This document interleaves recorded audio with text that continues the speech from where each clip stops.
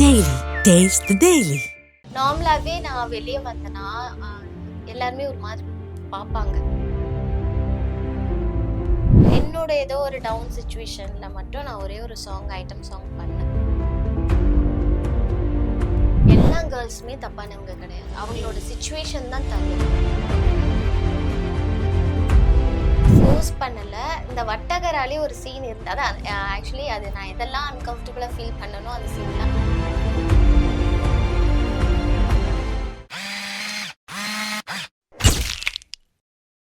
Ma'am, இப்போ cinema பத்தி நம்ம நிறைய பேசிட்டு இருக்கோம் இல்லையா? மூவினாலே கொஞ்சம் கிளாமரா இருந்தாதான் நல்லா இருக்கும். ஸோ அந்த மாதிரி சீன் வச்சாதான் நல்லா இருக்கும். கிளாமரா ட்ரெஸ் பண்ணாதான் நல்லா இருக்கும் அப்படிலாம் நிறைய பேர் சொல்றாங்க இல்லையா? ஏன் அந்த கிளாமர்ன்ற வார்த்தையை கொண்டு வராங்க? ஏன் கிளாமரா இருந்தாதான் நல்லா நடிக்க முடியுமா? அப்பதான் மக்கள் பார்ப்பாங்கன்னு நினைக்கிறீங்களா? ஸோ அந்த காலத்துல இருந்தே மூவிஸ்ல பாத்தீங்கன்னா ஹீரோயின்னா ஒரு ஹீரோயின் இருக்கணும். ஹீரோயின் இந்த மாதிரியான காஸ்டியூம்ஸ் போட்டா ஒரு பிளஸ். ஆக்சுவலி ஒரு படத்தோட பிளஸ் ஒரு ஹீரோயினோட காஸ்டியூம்ஸா அவங்களோட பியூட்டி தான். ஸோ படத்துல கதைக்களம் இருந்தா கூட அதுல ஒரு அழகு சேர்க்கறது அந்த பெண்கள் தான் அப்படிங்கிற மாதிரி இருக்கு. ஸோ அப்படி இருக்கும்போது ஒவ்வொரு பீரியட்ல காஸ்டியூம்ஸ் மாறிட்டே வருது இல்லையா? சோ அது முன்னாடி எல்லாம் ஒரு பேபி சாங்ஸ் பண்றவங்க தான், கிளாமர் சாங்ஸ் பண்றவங்க தான், ஐட்டம் சாங்ஸ் பண்றவங்க தான் அந்த ட்ரெஸ்ஸஸ் போட்டு பண்ணிட்டு இருந்தாங்க. அதுக்கப்புறம் ரீசன்ஸா 80ஸ்லயே பாத்தீங்கன்னா ஹீரோயின்ஸே ஹீரோயின்ஸ் கிளாமரா ட்ரெஸ் பண்ண ஆரம்பிச்சிட்டாங்க. சோ அது அப்பவே பண்ணாங்க இல்லையா? சோ பட் 80ஸ்ல கிளாமரா ட்ரெஸ் பண்ணாங்க. பட் ஆனா அப்போ இவ்வளவு விமர்சனங்கள் வரல இல்லையா? ஏன் வரல அப்படின்னா சோஷியல் மீடியா அப்ப கிடையாது. Okay okay. சோ இப்ப சோஷியல் மீடியா இருக்கு. சின்ன விஷயத்த கூட பிசினஸா மாத்திடுறாங்க. அப்ப அவங்களுக்கு எது கிடைச்சாலுமே அதை பெருசா பண்றதா இது கிளாமர். ஆக்சுவலி வல்கர் இருக்க கூடாது. ஓகே. சோ கிளாமர் வேற, வல்கர் வேற. சோ கதைக்கு தேவைன்ற வரைக்கும் ஒரு லிமிட்ல பண்ணலாம். ஓகே, அது வல்கரா போக கூடாது, அவ்வளவுதான். இப்ப நிறைய பேர் ஆனா நீங்க பாத்திருப்பீங்க சோசியல் மீடியால எல்லாமே பெண்கள் ஆஹ் தன்னோட கவர்ச்சி காட்டி ஃபேன் பேஜை கிரியேட் பண்றது, ஃபாலோவர்ஸை கிரியேட் பண்றது, இந்த மாதிரியான விஷயங்கள்லாம் பண்ணிட்டு இருக்காங்கல்ல. இதெல்லாம் பார்க்கும்போது உங்களுக்கு எப்படி இருக்குது? ஆமா, அவங்களுக்கு என்ன ஆயிடுச்சு, சினிமாவை பார்த்து பார்த்து பார்த்து ஹீரோயின்ஸ் போடுறேன் அவங்களுக்கு என்ன சுச்சுவேஷன்ல அந்த மூவிஸ் பண்ண ஆரம்பிச்சாங்க செஞ்சாங்கன்னு அவங்களுக்கு தெரியாது. பார்த்துட்டு ஓகே அவங்க பண்றாங்க, நம்மளும் ஹீரோயின் மாதிரி தானே இருக்கும் அப்படின்னு சொல்லிட்டு இப்ப எல்லாமே பிசினஸா மாறி போச்சு இல்ல. எதுவுமே கலையே பிசினஸா தான் மாத்திட்டு யூடியூப் சேனல்ஸ்ல இது இன்ஸ்டாகிராம், ஃபேஸ்புக் எல்லாத்துலயுமே அது ஒரு பெரிய இதுவா பண்ணிட்டு இருக்காங்க. சமந்தா மேம் இருக்காங்கல்ல, சமந்தா மேம் நிறைய படங்கள் நடிச்சிருக்காங்க, நிறைய பாடல்கள் பண்ணியிருக்காங்க. ஆனா இப்ப டக்குன்னு யாராவது ஒருத்தவங்க கிட்ட போய் சமந்தா மேம் பண்ண ஒரு சாங் சொல்லுனா அவங்க அந்த கிளாமரா ஒரு புஷ்பா பாட்டுக்கு டான்ஸ் ஆனாங்கல்ல, சொல்றேன் மேம், அததான் டக்குன்னு சொல்லுவாங்க. ஏன் அப்படின்னா கிளாமரா கொண்டு அந்த இடத்துல திணிச்சிருக்காங்க. சோ இதெல்லாம் சரிதானா சினிமாவுடைய பார்வையில பார்க்கும்போது? இப்போ அந்த அந்த ரோல் டிஃப்ரெண்டா அவங்க என்ன நினைச்சு அந்த ரோல் பண்ணிருப்பாங்களோ நமக்கு தெரியாது. பட் திடீர்னு சடனா அவங்க அதை பண்ண உடனே ஓகே சமந்தா மேம் இந்த ரோலும் பண்ணுவாங்களா, அவங்களே இந்த மாதிரி பண்ணும்போது ஏன் நம்ம பண்ணக்கூடாது? மத்த ஆக்ட்ரஸ் சோ அந்த ஆக்ட்ரஸ் உடைய ஃபேன்ஸ் யாராவது கேர்ள்ஸ் இருப்பாங்க. சோ அவங்க த்ரிஷா மேமே நிறைய கிளாமர் சாங் பண்ணதுல டக்குனு கோட் மூவில கொண்டு இறக்கி விட்டாங்க, ஏன்னு தெரியல. சோ இதுதான் சடனா ஏற்படக்கூடிய மாற்றத்தை நம்ம அப்ளை பண்ணிக்கிறோம். சடனா மாற்றம் ஏற்படுதா இல்ல கிளாமர் வச்சா மூவி நல்லா போகும்னு நினைக்கிறாங்களா? அதுவும் இருக்கு. அது சில டைரக்டர்ஸ், ப்ரொடியூசர்ஸ், டைரக்டர்ஸ் தெரியல. டைரக்டர்ஸ் எப்பவுமே எதுவுமே ரொம்ப போட்டு அவங்களுக்குன்னு ஒரு ஐடியாலஜி இருக்கும், அதைத்தான் அங்க வைப்பாங்க. சில ப்ரொடியூசர்ஸ் சில பேர் தான் என்ன பண்ணுவாங்கன்னா, இல்ல இது இருந்தா நான் பண்ணுவேன், இல்லைன்னா நான் பண்ண மாட்டேன், எனக்கு இது வேணும், இந்த ஹீரோயினை ரெஃபர் பண்ணாதான் நான் நடிப்பேன், இந்த ஹீரோ ரெஃபர் பண்ணாதான் நடிப்பேனும் இருக்கு, நிறைய மூவிஸ்ல இருக்கு. சோ அவங்க ஏதாவது அவங்களுக்கு ஐடியா கொடுக்கறது, அவங்க ஃபோர்ஸ் பண்றதுதான். டைரக்டர் எப்பவுமே இன்னொருத்தவங்களோட பேச்சு கேட்டு பண்றக்கூடிய பர்சன்ஸ் கிடையாது. எந்த டைரக்டருமே அவங்களோட ஐடியாலஜி தான். எங்கேயோ ஏதோ ஒரு இடத்துல தப்பு நடக்கும், அது நம்ம கண்டுபிடிக்க முடியாது. Okay okay. இப்போ உங்களை யாராவது ஃபோர்ஸ் பண்ணிருக்காங்களா? மணி இந்த மாதிரி ட்ரெஸ் தான் போடணும், இப்படிதான் கிளாமரா இருக்கணும், அப்பதான் அது பார்க்கும்போது கொஞ்சம் நல்லா இருக்கும் அப்படின்ற மாதிரி ஏதாவது உங்களை ஃபோர்ஸ் பண்ணிருக்காங்களா? ஃபோர்ஸ் பண்ணல. இந்த வட்டகராலே ஒரு சீன் இருந்து அதான் ஆக்சுவலி அது நான் எதெல்லாம் அன்கம்ஃபர்டபுளா ஃபீல் பண்ணனோ அந்த சீன்லாம் வரல. அதுல ஃபோர்ஸ் பண்ணல. திடீர்னு ஸ்விம்மிங் பூல் சீன் இருக்குன்னு சொல்லிட்டாங்க. ஓகே ஸோ அந்த காஸ்டியூம் போடணும் அப்படின்னா, அப்போ அவங்க அந்த படத்துல ஒரு காஸ்டியூம் டிசைனர் இருந்திருந்தாங்க. ஸோ ஆக்வர்டா என்ன காட்டாம எப்படி அதை கரெக்டா 2 ஷால் மட்டும் வச்சு அதை அவ்வளோ அழகா மர்ஜ் பண்ணி ஷார்ட்டா இருக்கனால என்னவோ தெரியல, அந்த ஆக்வர்டுன்றது ஒண்ணு எனக்கு தெரியல. எல்லாம் ஏதோ குட்டி பாப்பாக்கு ட்ரெஸ் பண்ற மாதிரியே அதுல பண்ணி விட்டுட்டு இறக்கி விட்டுட்டாங்க. சோ அதனால ஃபோர்ஸ் கிடையாது. இந்த மாதிரி ஒரு சிச்சுவேஷன்லாம் சிலதெல்லாம் நடக்கும். ஃபோர்ஸ்லாம் பண்ணல. என்னோட ஏதோ ஒரு டவுன் சிச்சுவேஷன்ல மட்டும் நான் ஒரே ஒரு ஐட்டம் சாங் பண்ணேன். ஸோ அது மைண்ட்ல ஒரு அப்செட்டான ஒரு மனநிலையிலேயே தான் அது பண்ணேன்.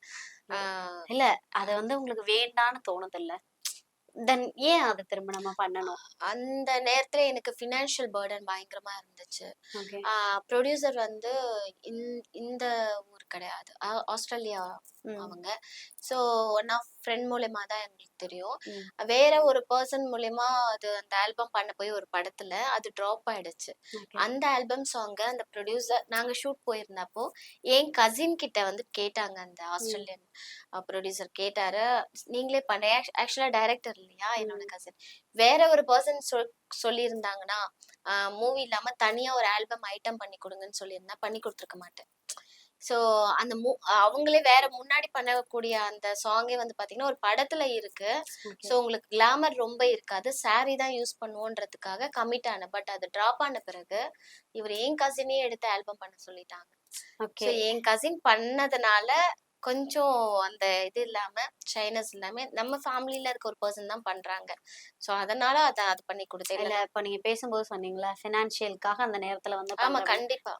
இப்போ ஃபினான்ஷியலா தான் வந்து இப்போ நிறைய பெண்கள் என்ன பண்றாங்கன்னா, ஓகே நமக்கு ஒரு அமௌண்ட் வருது, நம்ம கிளாமரா பண்ணலாம். இல்ல நிறைய பேர் வந்து சினிமா பட வாய்ப்பு வருது, ஓகே நம்ம அட்ஜஸ்ட் பண்ணலாம் அப்படின்ற ஒரு மென்டாலிட்டிக்கு வந்துடுறாங்கல்ல.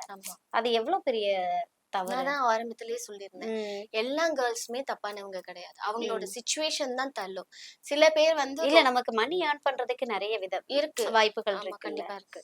நம்ம இண்டஸ்ட்ரிக்குள்ள வந்துட்டதுக்கு அப்புறம் யாருமே நீங்க யார போய் கேட்டாலுமே ஃபிலிம் இண்டஸ்ட்ரி ஒன்ஸ் வந்து நீங்க ஸ்டெப் எடுத்து வச்சுட்டு இதை விட்டுட்டு வேற ஒரு ஜாப் பண்ணனா முடியாது. அவ்வளோ லவ் பண்ணி உள்ள வந்துருவாங்க.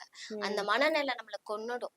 எந்த எல்லைக்கு வேணாலும் போற மென்டாலிட்டிக்கு வந்து அந்த மென்டாலிட்டிக்கு சில கேர்ள்ஸ் வந்துடுறாங்க.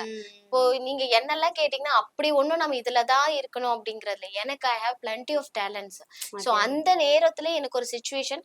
இன்னொன்னு ஆல்பம் சாங் எடுத்தது என்னோட கசின் எனக்கு பண்ணாங்க. அது ஒன்னும் ரொம்ப வல்காரிட்டி எல்லாம் பண்ணல. எனக்கு டீசெண்டா பண்ணி கொடுத்ததுனால எனக்கு ஆர்ட் ஃபார்ம் வந்து எதுவா இருந்தாலும் பண்ணணும் அப்படிங்கிறது தான். பட் ஒரு லிமிட் இருக்கு எல்லாத்துலயுமே.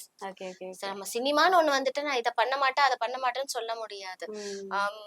கலைன்னு ஒரு விஷயத்த ரசிக்க ஆரம்பிச்சோம்னா ஒரு லிமிட் இருக்கு, அதுக்காக ரொம்ப ஓவரா எதுனாலும் பண்ணக்கூடாது. ஏன்னா இப்போ நிறைய ஜென்ஸ் நீங்க பாத்திருக்கீங்களா கேள்விப்பட்டிருக்கீங்களான்னு தெரியல, இப்படி ட்ரெஸ் பண்ணா பாக்குறவங்களுக்கு தப்பா தான் தோணும் அப்படின்னு சொல்றாங்க இல்லையா. சோ அதுக்கு நம்ம தான் இடம் கொடுக்குறோம், பெண்கள் தான் இடம் கொடுக்குறாங்களா? அப்படி சொல்ல ட்ரெஸ்ஸிங் சொல்றீங்களா நீங்க? ஆமா இப்ப நீங்க நிறைய ஜென்ஸ் பாத்திருக்கீங்களா, இவங்க வந்து இப்படி ட்ரெஸ் பண்ணிட்டு வந்தாங்கன்னா எங்களுக்கு வந்து தவறான எண்ணம் தான் தோணும் அப்படின்றாங்க. ட்ரெஸ்ஸிங் சென்ஸ வச்சு தவறா பாக்குறதுன்றது வந்து இல்ல அது வந்து ஒரு சினிமா மோகம் பயமா இருக்கு ஏதாவது பேசினா. இல்ல ஒரு பொண்ணு வந்து ட்ரெஸ்ஸிங் சென்ஸ் ட்ரெஸ் வந்து அவளுக்கு பிடிச்ச மாதிரி போடுறதுனால வந்து வெளிய பாக்குறவங்கள வந்து தப்பானவங்கன்னா அப்போ அதே மாதிரி இப்போ ஒரு பொண்ணு ட்ரௌசர் டிஷர்ட் போட்டுட்டு போறான்னு வச்சுக்கோங்க, இது வரைக்கும் தை வரைக்கும் அதே தை வரைக்கும் ஒரு ஜென் போட்டுட்டு தானே போறாங்க. கேர்ள்ஸ் யாரும் அவங்கள வந்துட்டு தவறா பாக்குறது இல்லையே. அதே காலுதான் இருக்கு, அதே கைதான் இருக்கு. அது வந்து அவங்களுடைய பார்வையில மட்டும்தான் இருக்கு. சில பேர் அதை ரசிப்பாங்க, அழகா இருக்குன்னு ரசிப்பாங்க. சில பேரோட மனசு வந்து தப்பா இருக்கு அப்படின்னா தப்பான கோணத்துலதான் பாப்பாங்க. ஆமா அது அது எப்படி கேர்ள்ஸ் தான் ட்ரெஸ் பண்றாங்க தப்பானவங்க தான் பண்ணுவாங்கன்னா அப்படின்னா எந்த காஸ்டியூமே அப்ப போடக்கூடாது, ஃபுல்லா கவர் பண்ணிட்டு தான் நம்ம ஒரு இது. இப்போ நீங்க வந்து நிறைய பப்ளிக் பிளேஸ் எல்லாம் போயிட்டு இருக்கீங்கல்ல, யாராவது வந்து ஐடென்டிஃபை பண்ணி கேட்டிருக்காங்களா மேம்? ஃபர்ஸ்ட் 2 இயர்ஸ்ல அந்த அளவுக்கு நார்மலாவே நான் வெளியே வந்தேன்னா எல்லாருமே ஒரு மாதிரி பாப்பாங்க, பாத்துட்டே இருப்பாங்க. அது எதுக்கு பாக்குறாங்கன்னு எனக்கும் தெரியாது. இப்ப மூவி பண்ண ஆரம்பிச்சதுக்கு அப்புறமே பாக்குறாங்க. சும்மாவாவது நம்ம அப்போ ஒரு ஸ்டார்டிங் ஷார்ட் ஃபிலிம்ஸ் பண்ணும்போதே சொல்லுவாங்க, உங்களை நான் ஏதோ ஒரு படத்துல பார்த்திருக்கேன் அப்படி சொல்லுவாங்க. நான் படமே பண்ணதில்ல அப்போ. ஓகே ஸோ அதுக்கப்புறம் மூவிஸ் பண்ணது நிறைய பேர் ராஜ் டிவில எல்லாம் வட்டகிரா போட்டுட்டே இருக்காங்க okay movie. Okay okay. So அந்த நான் தூர்தர்ஷன்ல சீரியல் பண்ணியிருக்கேன். அப்படியா? என்ன சீரியல் சொல்லவே இல்ல. ஆழின்னு சொல்லிட்டு ஒரு சீரியல் பண்ணியிருக்கேன். அடுத்த பயணம்ன்ற ஒரு சீரியல் பண்ணியிருக்கேன். ஓகே. ஸோ தூர்தர்ஷன்லயே பண்ணி கொடுத்துட்டு இருக்கேன். சூப்பர் ஸோ அதனால என்ன ஐடென்டிஃபை பண்ணிட்டு அவங்களே சொல்றாங்க, நீங்க காஃபி கஃபேல நடிச்சீங்க தானே, நான் பார்த்த மூவி அப்படி சொல்லுவாங்க. ஓகே. பரவாயில்ல, ஒரு நமக்கு இது வந்து பெரிய ப்ரீஷியஸான மூவி தான். கண்டிப்பா கண்டிப்பா. எல்லாருக்கும் அது சின்ன மூவியா இருந்தா இதுக்கு பரவாயில்ல, நம்மள ஐடென்டிஃபை பண்றாங்க அப்படின்னு சொல்லிட்டு ஹாப்பியா ஃபீல் ஃபீல் பண்ணுவீங்க. Super super. இந்த காஃபி கஃபே சொன்னீங்கல்ல, அந்த மூவி வந்து ஓடிடில ரிலீஸ் ஆகுது ரைட்? எம்எக்ஸ் பிளேயர்ல. ஆமா. அப்போ உங்க கூட கோ ஆக்டர் நடிச்சவங்க? தமிம் அப்படின்னு சொல்லிட்டு அவர் இப்ப Okay. சீரியல் பண்ணிட்டு இருக்காருன்னு நினைக்கிறேன். என்ன சீரியல் தெரியல. Okay. மோர் தென் நிறைய படத்துல எப்படி படிச்சிருக்காரு. இருந்தது அந்த மூவி? அதுதான் உங்களுக்கு செகண்ட் மூவி இல்லையா? மீசை முறுக்குல கூட ஆக்ட் பண்ணிருக்காங்க. ஓகே ஒரு ஓகே கெஸ்ட் ரோல்ல வராங்க. Okay super. இப்போ நீங்க ஃபர்ஸ்ட் மூவி தான் நான் வந்து நடிச்சது வந்து ஆன் ஸ்கிரீன் வரலன்னு சொன்னீங்கல்ல. ஃபர்ஸ்ட் மூவி என்ன மூவி? அது ஆஹ், அது அந்த புக் ஆஃப் விக்டர் அந்த மூவி தான். ஓகே அந்த ஓகே. மூவி தான் ஃபர்ஸ்ட் கமிட் ஆனது. நான் உங்ககிட்ட சொன்னது. பட் அதுதான் நான் எதிர்பார்த்துட்டு இருக்கேன் ரிலீஸ்க்கு வரணும்ன்றது. Okay okay. இதுதான் ஃபர்ஸ்ட் மூவி. அதுதான் ஃபர்ஸ்ட் மூவி இல்லையா? Super super. ஓகே, இப்போ நம்ம நிறைய விஷயங்கள் வந்து பேசிட்டு இருக்கோம் இல்லையா? இப்போ அடுத்து உங்களுடைய அப்கமிங் மூவி ஏதாவது இருக்கா? வீரநகரம்ன்ற ஒரு மூவி வந்து ரிலீஸ்க்கு இருக்கு. ஓகே. அது ரீசெண்டா தான் வந்து டி ராஜேந்திரன் சார் வந்து ஃபர்ஸ்ட் லுக் போஸ்டர் வெளியிட்டிருந்தாங்க. Super super. அதுல தேவா சாரும் ஒரு பாட்டு பாடியிருக்காங்க. வாவ். அத ஒரு item song I think okay. நினைக்கிறேன். அதுல எனக்கு ஒரு சாங் ஒண்ணு இருக்கு. ம். ரொம்ப அது நல்லா நார்மல் இருக்கும் சாங். படம். படம் ஓகே. வெளியே வந்தா ரொம்ப நல்லா இருக்கும். ஓகே. என்ன மாதிரி கதைக்களம்னு சொல்ல முடியுமா? கதைக்களம் நான் ஒரு லைட்டா சொல்றேன், ரொம்ப சொல்ல முடியாதுல்ல. Okay okay. ஒரு இல்ல துருதுருன்னு இருக்க லவ்வா, இல்ல ஃபைட் சீக்வென்ஸ் ஜாஸ்தியா, இல்ல ஃபேமிலி பேஸ் பண்ணியா? ஃபேமிலி பேஸ் பண்ணி தான். ஃபேமிலி பேஸ் ஃபேமிலி பண்ணி தான். பேஸ் நீங்க மெயின் ரோல்? ஆமா, நான் தான் லீட் பண்றேன். ஓகே. என்னோட கோ ஆக்டர் வந்து ஆல்ரெடி நாங்க 2 பேருமே அந்த டைரக்டர் ம். அவங்க பேர் என்ன? வினோத்குமார். ம். வினோத்குமார் வந்து நானும் அவங்களும் வேற ஒரு படத்துல தான் ஃபர்ஸ்ட் கமிட் ஆனோம். ஓகே. அந்த படத்துல அவங்க யாருன்னு எனக்கு தெரியாது. ம். பட் அந்த மூவி அப்படியே ட்ராப் ஆயிட்ட பிறகு அங்க ம். நாங்க 2 பேர் லீட் பண்ணியிருந்தோம் இல்லையா? சோ ஆமா. நான் டைரக்ட் பண்ற மோனும் நீங்க வந்து என்னோட மூவில பண்ணி கொடுங்க அப்படின்னு சொல்லியிருந்தாரு. சூப்பர். சோ அவர் ஹீரோ, நான் ஹீரோயினா அந்த படத்துல பண்றேன். இன்னும் ஒரு ஹீரோயின் இருக்காங்க அந்த படத்துல. ஓகே. சோ நாங்க ஆரம்பத்துல நாங்க 2 பேருமே ரொம்ப ஃப்ரெண்ட்ஸ் ஆக்சுவலி அந்த படத்துல இருந்து. சோ ம். நடிக்கலாம் எனக்கு ரொம்ப ஈஸியா இருந்தது. ஒரு படமே கொஞ்சம் டிஃப்ரெண்டா இருக்கும். நான் ஓகே. பண்ண வேற படம் பண்ணதுக்கு இது டிஃப்ரெண்டா இருக்கும். ஆம், நம்மளுடைய கிராமத்து சப்ஜெக்ட நிறைய பார்த்திருப்பீங்க. அது ம். கொஞ்சம் கொஞ்சம் மிக்ஸ் ஆகி அப்படி. இருக்கா மாதிரி இருக்கும். ஓகே பட் ஒரு டிஃப்ரெண்ட் ஜேர்னரா இருக்கும். ஓகே. எப்போ ரிலீஸ் மேம்? ரிலீஸோடைய டேட்லாம் எனக்கு என்ன இன்னும் சொல்லல. But okay. இந்த இயர்ல ரிலீஸ் ஆகிடும். Super super super. நிறைய விஷயங்களை வந்து நம்ம கிட்ட ரொம்ப அழகா ஷேர் பண்ணியிருக்கிறீங்க. உங்களோட அடுத்த படத்தை பார்க்கறதுக்காக நானும் வெயிட் பண்றேன். மக்களும் வெயிட் பண்ணிட்டு இருக்காங்க. பார்க்கலாம். அடுத்தது வந்து எப்படி சொல்றது? கிட்டத்தட்ட நயன்தாரா மேம் ஸ்டேஜுக்கு வந்து அப்படியே ஐயோ, என்ன என்ன ஐயோ. அவ்வளோ ரேஞ்சில் இல்ல, வேண்டாம். ஓகே. அதுக்கு மேலயா? மோனு வந்து மோனோட ரேஞ்சுக்கு இருந்தா போதும். ரொம்ப இருந்தாலும் நமக்கான ஒரு ஸ்பேஸ நான் வந்து நம்ம கிரியேட் பண்ணி வச்சுக்கணும். எனக்கு வரணும் அப்படின்னா என்னோட ம். ஃபர்ஸ்ட் ஃபிக்ஸ் ஐடியா எனக்கு சிம்ரன் மேம் தான்.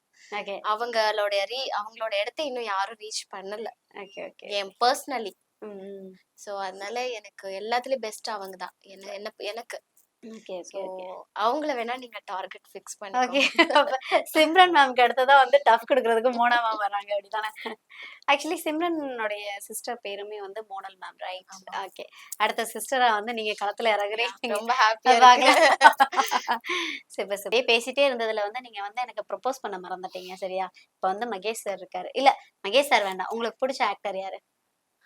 பிடிச்ச ஆக்டர் அஜித் சார் ரொம்ப ஆ. பிடிக்கும். இப்ப அஜித் சாருக்கு வந்து நீங்க லவ் ப்ரொபோஸ் பண்ண போறீங்க. ஓகேயா? ஓகே. Ready start. ஹலோ, உங்களை நேத்து நான் ரெஸ்டாரண்ட்ல பார்த்தேன். என்ன ஞாபகம் இருக்கா? இல்ல சத்தியமா இல்ல. ஓகே. இல்ல, நீங்க அந்த ஜூஸ் குடிச்சீங்கல்ல, குடிச்சிட்டு டர்ன் பண்ணும்போது உங்களை நான் கிராஸ் பண்ணி போனேன். நிறைய பேர் கிராஸ் பண்ணாங்க. ஆமால, உங்களை நிறைய பேர் கிராஸ் பண்ணி போயிருப்பாங்க. ஆஹ் நீங்க சிரிச்சீங்கன்னா ரொம்ப அழகா இருக்கீங்க. எல்லாரும் சொல்லியிருக்காங்க. உங்களை எனக்கு ரொம்ப பிடிச்சிருக்கு. நான் உங்களை கல்யாணம் பண்ணிக்கணும்னு நினைக்கிறேன். ஷாலினி மேம்கிட்ட தான் கேட்டு சொல்லணும். சூப்பர். என்ன லவ் ப்ரொபோஸ் பண்ண சொன்னா ஸ்ட்ரைட்டா மேரேஜ்க்கே போயிட்டீங்க. நமக்கு லவ்க்கு எல்லாம் டைம் இல்ல. சூப்பர். ஸ்ட்ரைட்டா மேரேஜ் தான். Super super super. தென் வேற வந்து இப்போ யாராவது வந்து திடீர்னு அன்வான்டட் பர்சன் வந்து உங்க கையை பிடிச்சி இழுத்துட்டாங்க, ஹவு டு ரியாக்ட்? ஒரே அடிதான். அடிச்சிருக்கேன் நான் நிறைய பேரை. நான் சின்ன பிள்ளைல நிறைய பேர் அடிச்சிருக்கேன். எனக்கு இந்த பாய்ஸ்க்கும் ரொம்பவே டிஸ்டன்ஸ் ஜாஸ்தி. என்ன மாதிரியான இன்சிடென்ட்லாம் அப்படி நடந்திருக்கு? ஒரு மாதிரி டிஃப்ரெண்டா இருக்குமே. பரவாயில்ல. ஸ்கூல் படிக்கும் போது நான் வந்து கம்ப்யூட்டர் கிளாஸ் போயிருக்கேன். போகும்போது என் சிஸ்டர் நானும் பாக்குறதுக்கு ட்வின்ஸ் மாதிரி இருப்போம். ஒரே கிளாஸ் வேற படிச்சோம். ஆக்சுவலி நாங்க எல்கேஜில இருந்து 12th வரைக்குமே ஒரே கிளாஸ், ஒரே செக்ஷன், அப்படிதான் நாங்க 2 பேர் படிச்சோம். ஸோ நாங்க எங்க போனாலும் ஒன்னாதான் வருவோம். அப்போ கம்ப்யூட்டர் கிளாஸ் போகும்போதெல்லாம் ஒரு இடத்துல வந்து புக்ஸ் இப்படி வச்சுட்டு இருக்கேன், இப்படி வச்சுட்டு போயிட்டு இருக்கோம். வந்து ஃபர்ஸ்ட் கிராஸ் பண்ணாங்க. நான் பேச மாட்டேன், மோஸ்ட்லி அமைதியா நின்னுட்டு இருப்பேன். இப்படி மூவ் பண்றாங்க, இப்படி பண்ணா மூவ் பண்றாங்க.